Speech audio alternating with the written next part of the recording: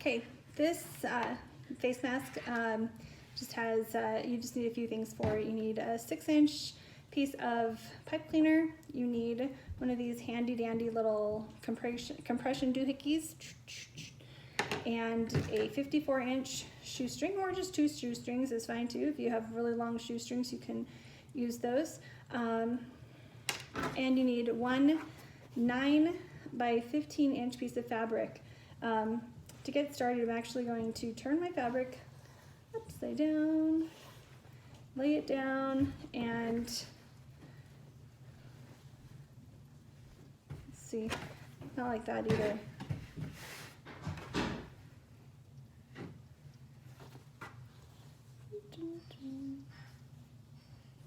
Yep. Okay, so you want to be able to see your pattern upright once you fold it in half, like this. So the open is at the top,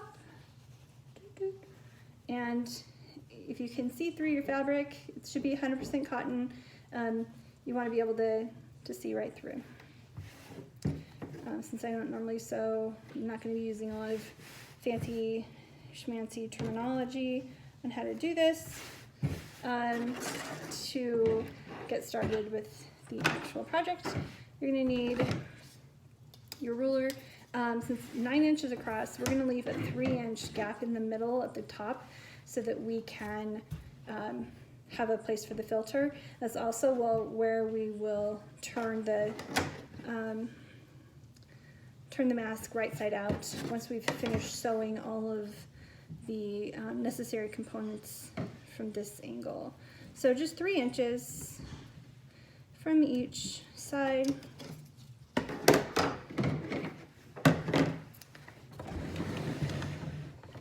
chose cherry fabric because why not? It's not the cheeriest of days right now, but I think that at least a little happy fabric maybe can go a long way. We want to reinforce all of your ends.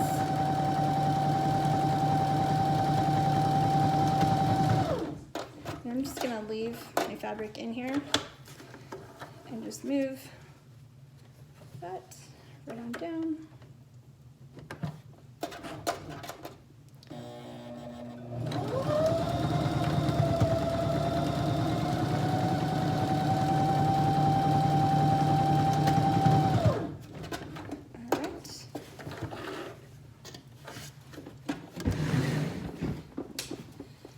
Turning my sewing machine off in between because I have a dog that loves the pedal. She's kind of addicted to it, actually. So rather than take the risk of her accidentally starting to sew something, I'm just trimming off all of the excess thread. And the good thing about this particular pattern, and one of the things I liked about the original video I saw, was that it doesn't require any iron. So I don't have to have an ironing board, no back and forth steps. I can get it all done kind of right at the table. But I am going to use finger pressing. So the same side, now that our fabric is upright, so it can see through. You want this is your side that you want facing out later. So when we go to flip this thing, you'll be able to see it's going to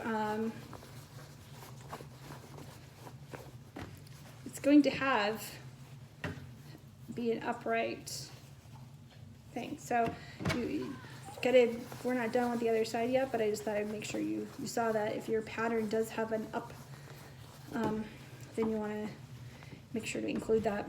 So my pattern that I want to see is upright. The seam is at the top. What I'm going to do is I'm going to open up the seam and just drop that down so that the top of the fabric from the seam meets the top of the rest of the fabric that I'll fold over. And amazingly, it works just so well. The finger pressing, which I'd not seen until I saw that video from this this other person. I mean, I think I'd seen it before, but who knows. Anyway, okay, now we're gonna, next step here is to insert our straps, because we want them sewn from this position, my dog, and then so that when we fold this right side out, they're already hooked in, and then we're going to reinforce them again from the other side when we do our pleats. So just to start off with, I'm just going to cut these tips off. One of the things I like about this particular pattern is that it's not terribly specific. You need 2 straps. They don't have to be exactly the same length. They're gonna be used for different purposes anyway in terms of parts of the face. Now we need to get these pinned inside, and we want them to be flat end to end. So, so if I hold this out straight and flat, I want both of these ends pinned inside here. So they're gonna be pinned through the inside. We know we just made these great little pressed folds here. I'm just going to insert it right at the top of that, so you can see here's the top of my original seam. Here's the shoelace, and then there's the fold over. Okay, I'm just going to kind of hold that over so I've got it in here, and I'm just going to pin it in place. And just do the same thing on all 4 corners with both pieces. So for this one, I'm just going to kind of reach through here and make sure that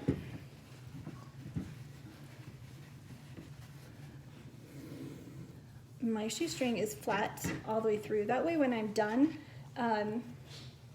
with this and everything, there's no kinks or, you know, weird twists in the shoestring, in the strap. Do that one.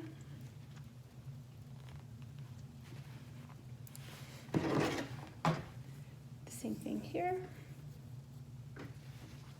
This one is a little more awkward because you don't really have so much of a back to compare to, so it's really about kind of tightening up this edge as much as you can. Getting this to come through. Doo-doo.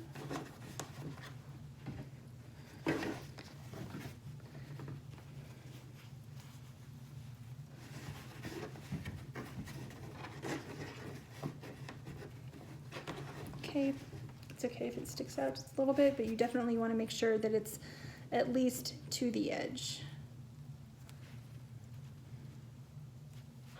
And then same thing, just making sure that it's flat. Reach inside if you need to. Grab it, pull it all the way out, and tuck it back in.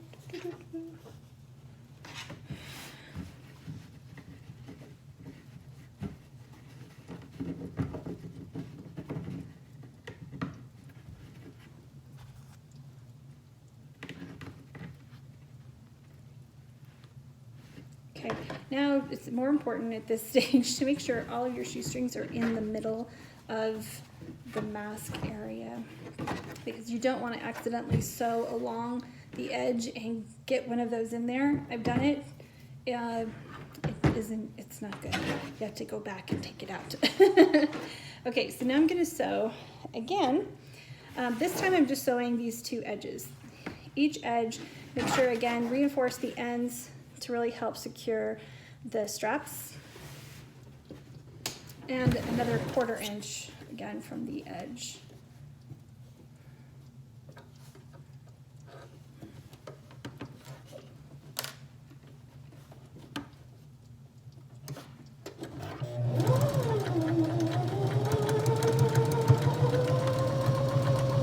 As you're going along, if you feel anything in here, stop and push the shoestring back over. They tend to move around back there a little bit.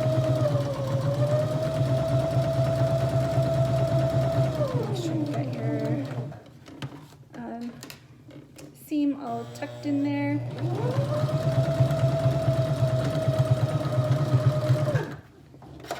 Okay, that's one side. Here's the other. I'm just going to remove that pin from the get-go.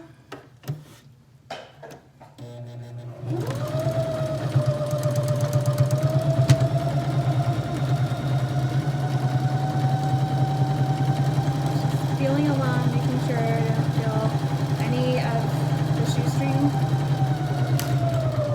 Last pin. Double back. And that side is done.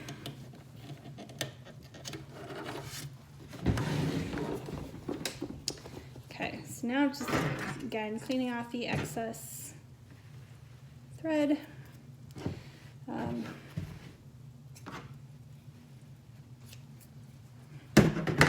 Since I'm not really normally a seamstress anyway, I don't do the little corner cuts. I don't even know like if that makes a difference here at all anyway.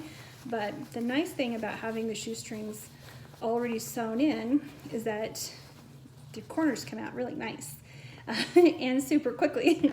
So there's that. And you can see our mask is upright. This is where the nose piece will go.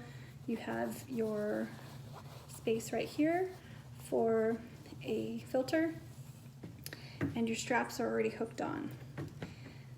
Okay, at this stage, we're going to add in our nose piece. So take your pipe cleaner and you're going to place it in deep, straight in, so that you don't want to like twist it up in there. Once it's like bent, it just doesn't ever go back to flat again, and because you're going to sew it up into this little skinny area, you don't want to make it more difficult on yourself. So I've kind of just dropped it in. It's in there, and I'm just going to reach in, find it, and very gently bring it up to the top and set it up so that it is right behind this little piece up here, right above the filter. It keeps falling because I'm showing you. Normally I don't lift it up once I've got it in there. Okay, I'm gonna pin that kind of in place, not the actual piece, but I'm gonna just pin right above or right below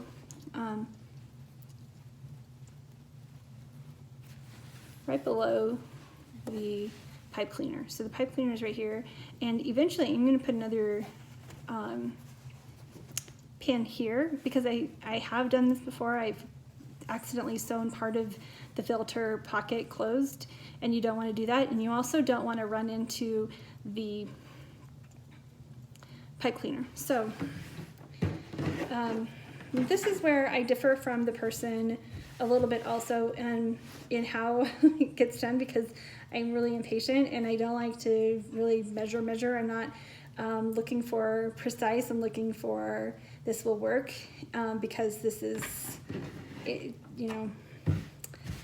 not a dress, it's a mask, and so it's going to work 99 times out of 100.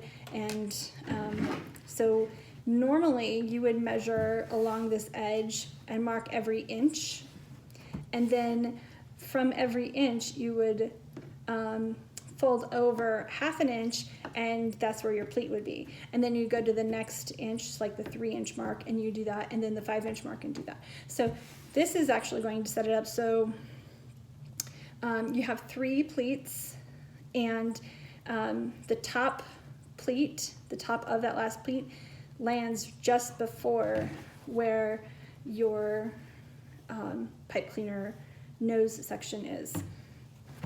So I kind of just do it freeform and just do it equally on both sides. You want like 1 inch to ½ inch.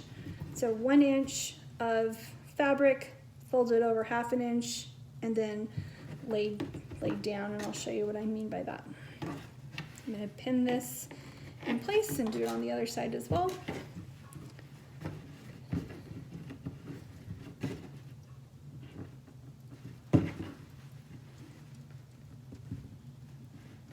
okay?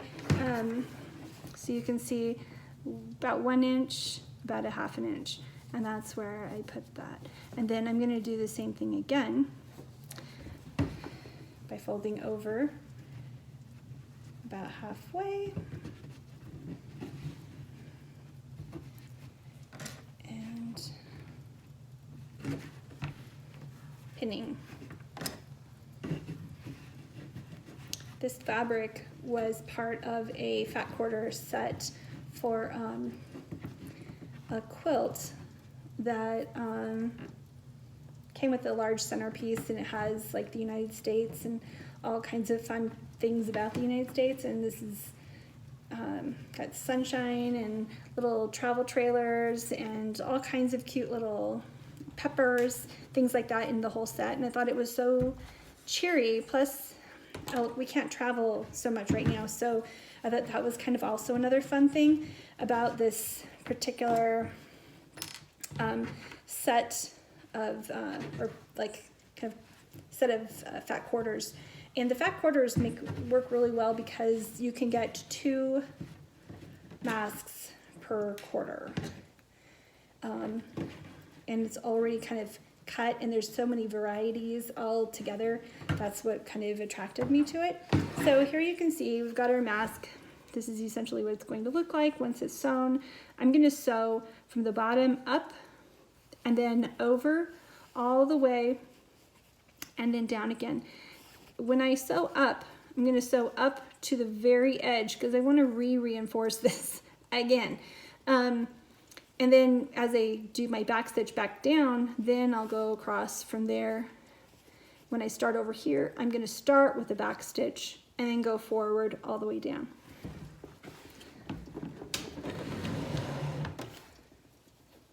And about partway through this, I'm going to take one of those pins and pin this center so that it stays out of the way.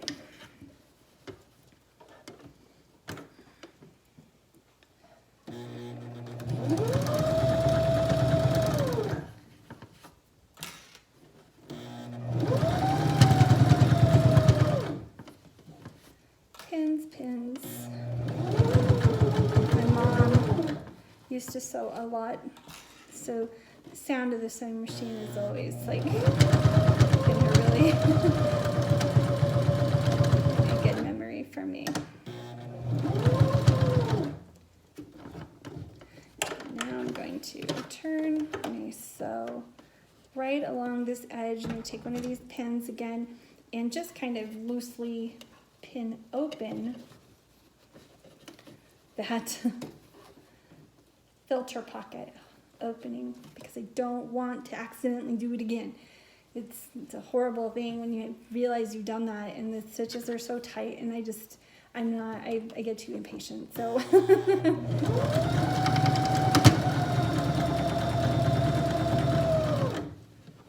going to take the pin out for the center area of the epidermis.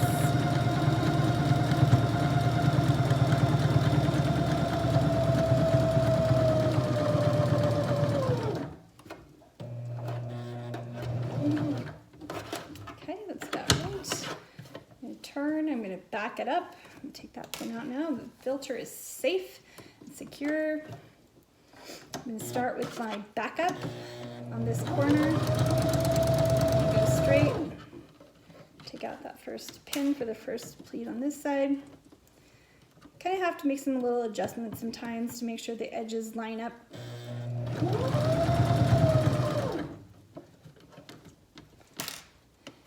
Get those pins out of the way.